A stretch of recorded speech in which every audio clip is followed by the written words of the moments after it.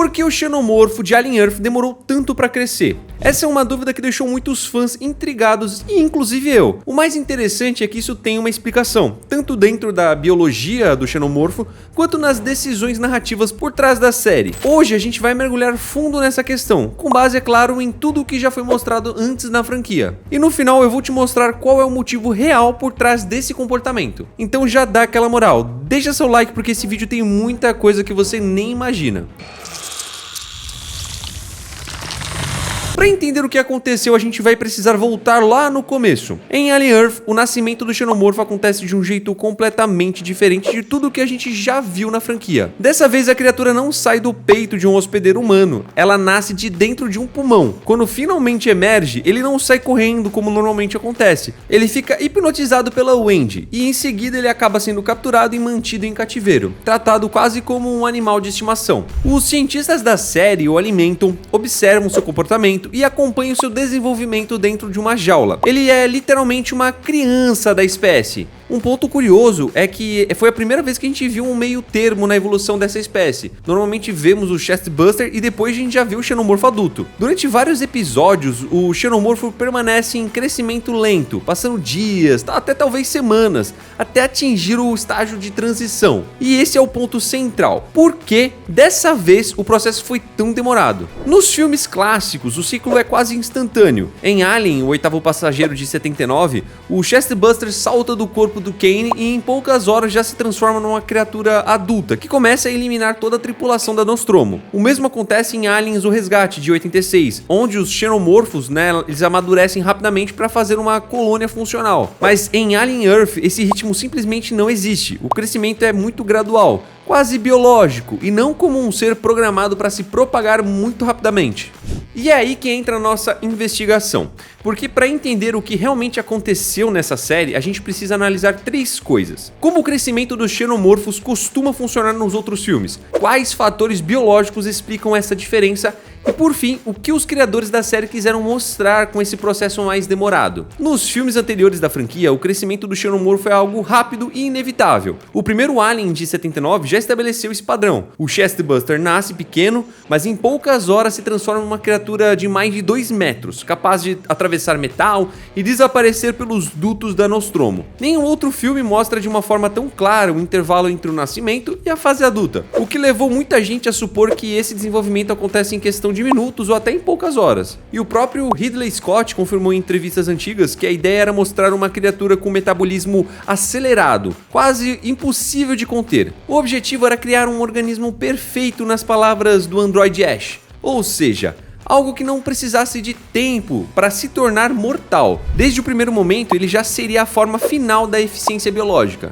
Em Aliens, o Resgate de 86, o conceito já se expande. A gente vê que a espécie inteira segue um ciclo semelhante aos das formigas, com uma rainha, ovos, facehuggers e a criação de uma colônia. Só que, mais uma vez, a velocidade do crescimento permanece impressionante. Os Chestbuster nascem e em pouco tempo já assumem a forma adulta, para proteger a colônia, A novelização de Aliens, escrita por Alan Dean Foster, inclusive descreve que o amadurecimento ocorre em poucas horas, sustentado por um metabolismo alienígena que consome todo o tecido do hospedeiro. Já em Aliens 3, de 92, o padrão acaba mudando levemente. O xenomorfo nasce de um hospedeiro diferente, um cachorro ou um boi, dependendo da versão do filme, e assume traços quadrúpedes. Ainda assim, o ritmo de crescimento continua bem alto. O embrião sai de um hospedeiro e em pouco tempo já está caçando dentro do complexo da Fiorina 161. Isso reforça a ideia de que o tipo de hospedeiro influencia o formato, mas não o tempo do crescimento. E esse padrão ele continua até o Alien Ressurreição de 97,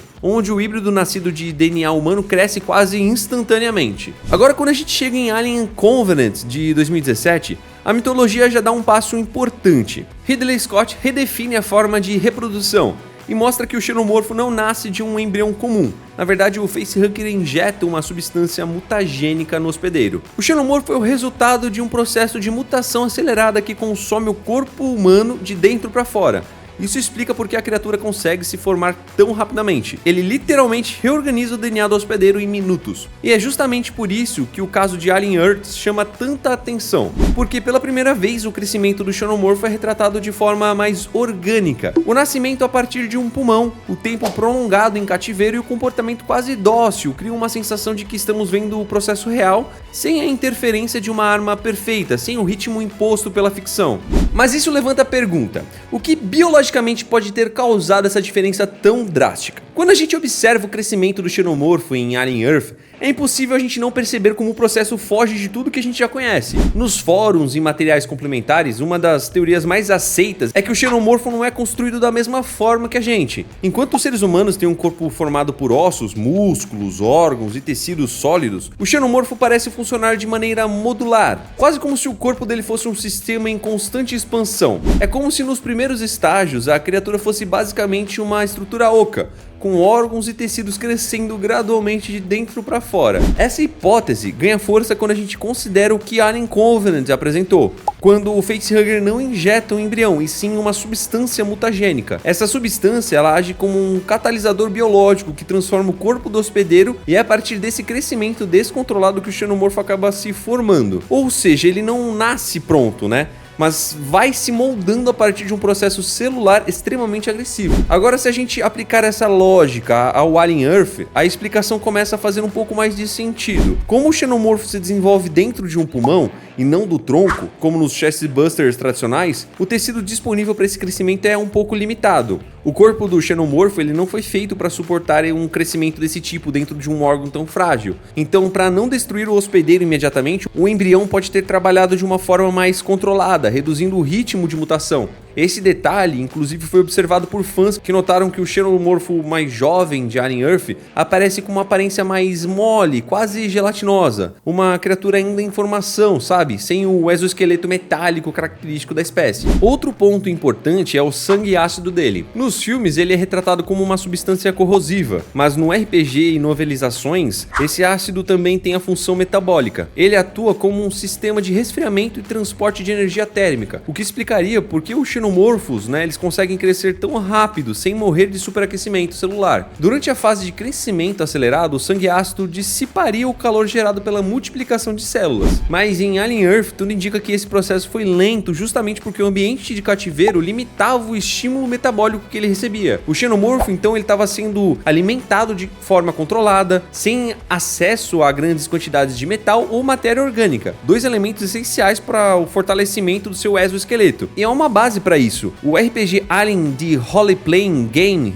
e a novelização de 1979 descrevem que o xenomorfo consome metal bruto e matéria orgânica para se desenvolver. Isso indica que o exoesqueleto do xenomorfo não é apenas uma carapaça, mas um tecido biometálico formado a partir daquilo que ele consome. E se em Alien Earth o espécime ficou preso em uma jaula, recebendo alimentação racionada e sem acesso a material metálico, o corpo dele não teria recursos suficientes para endurecer a estrutura externa dele. Em outras palavras, ele literalmente não tinha combustível para conseguir crescer. E claro, há também o fator comportamental. O xenomorfo de Alien Earth foi domesticado pela Wendy. Os cientistas o alimentavam, observavam e o tratavam como um animal, o que em termos biológicos significa que ele não teve que caçar. Então ele não tinha necessidade de ativar os instintos predatórios dele e gastar energia. O metabolismo se manteve em um ritmo mínimo. É possível também que o corpo da criatura, sem o estímulo do estresse da caça, tenha simplesmente retardado o crescimento até ser forçado realmente a evoluir. Tudo indica que o desenvolvimento lento do xenomorfo em Alien Earth não foi um erro, foi uma consequência natural das condições de cativeiro, do hospedeiro pulmonar e da falta de estímulo metabólico. Mas ainda há uma explicação complementar, e talvez a mais interessante, que seria o propósito narrativo por trás disso tudo. Desde Alien, o oitavo passageiro, a criatura sempre foi tratada como algo misterioso, uma forma de vida perfeita, quase mítica, impossível de compreender. Ridley Scott sempre disse que o objetivo do primeiro filme era justamente não explicar. O medo vinha do desconhecido. O alien era o predador invisível, nascido do puro instinto, algo que ultrapassava as regras da biologia. Se você chegou até aqui, já sabe, o xenomorfo de Alien Earth é o mais real que a franquia já mostrou. Um ser que cresce com calma, mas que carrega dentro de si o mesmo poder destrutivo de sempre, só que contido e esperando o momento certo. Então comenta aqui embaixo o que você acha. Essa versão mais orgânica e lenta torna o xenomorfo mais interessante, Ou você prefere o terror bruto dos filmes clássicos? E se quiser mais vídeos sobre a biologia e os bastidores da franquia Alien, já deixa o like e se inscreve aqui no canal, porque cada nova inscrição ajuda a gente a continuar trazendo esses tipos de conteúdos aqui para vocês que adoram a franquia Alien. A gente se vê então no próximo vídeo. Obrigado por assistir até aqui, fiquem com Deus, um abraço a nós, tchau!